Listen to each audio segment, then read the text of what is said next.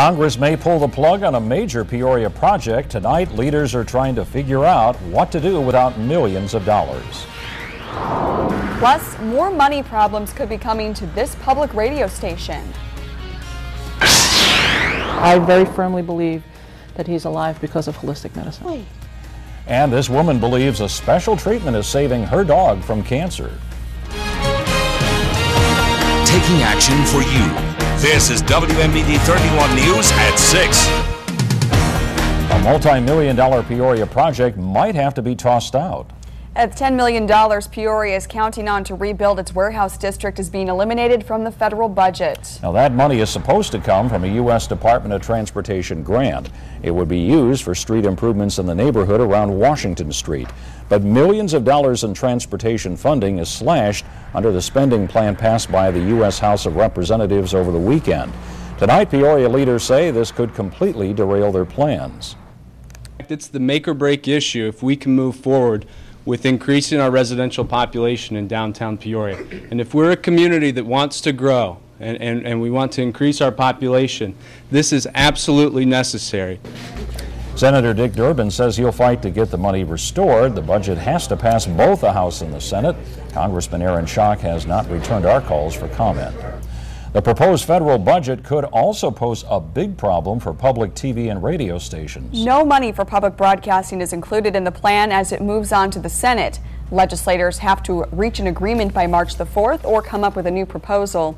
We asked local lawmakers what they think of the proposed cuts. We can afford, not only afford, we should invest in making certain that public radio and public television continue. No Republican legislators were available for comment before our deadline today. WMBD's Maria Chandler is here now with more. And Maria, local stations could really take a hit if these cuts happen. Meg, if the plan is enacted, WTVP could lose up to 22% of its budget. Now the station is being forced to look at ways it could survive.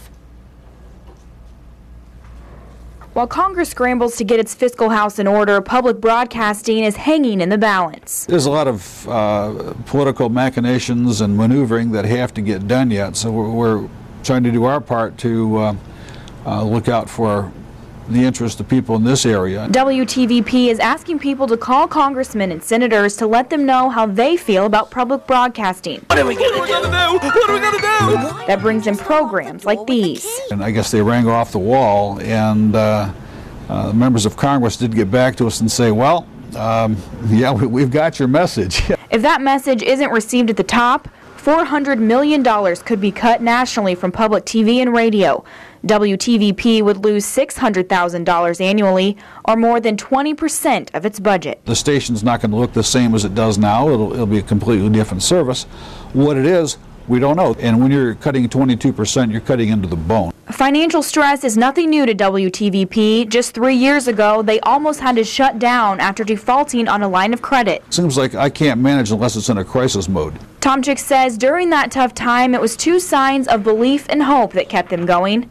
And as this struggle plays out, they may be relying on those messages again to stay on air. The economy has taken a toll on the station as well. WTVP's president tells us 25 people used to work at the station. Now that number's down to 14. Bob? Okay, Maria, thanks. Bradley's WCBU radio is proceeding with caution in case of cuts. The station just announced new programming earlier this month. WCBU's executive director says he doesn't expect the full loss of funding to pass Congress, so the new lineup isn't in jeopardy yet. He says his station will operate as normal until forced to plan otherwise. Over the years, that federal money has dropped.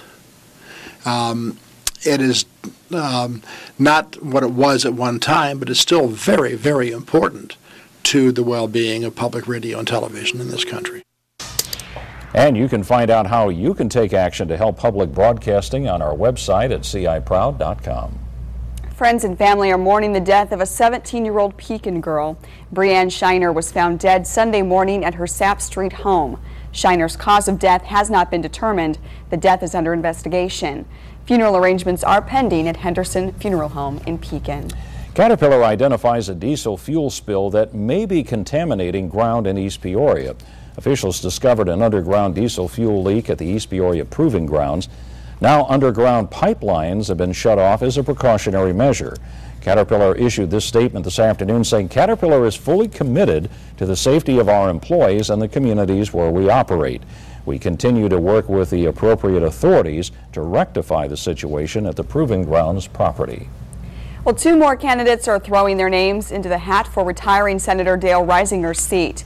Peoria County Coroner Jonna Ingersoll tells us she is asking to be considered for the seat, but only if she can keep her position as county coroner. And retiring Metamoris Superintendent Ken Maurer says he has plans to run after Reisinger's term ended, but since Reisinger announced last week that he is stepping down, Maurer's plan sped up. It's the same story for Peoria County Board member Brian L. Sasser. Both men are calling for a balanced budget in Springfield, and they both agree on term limits.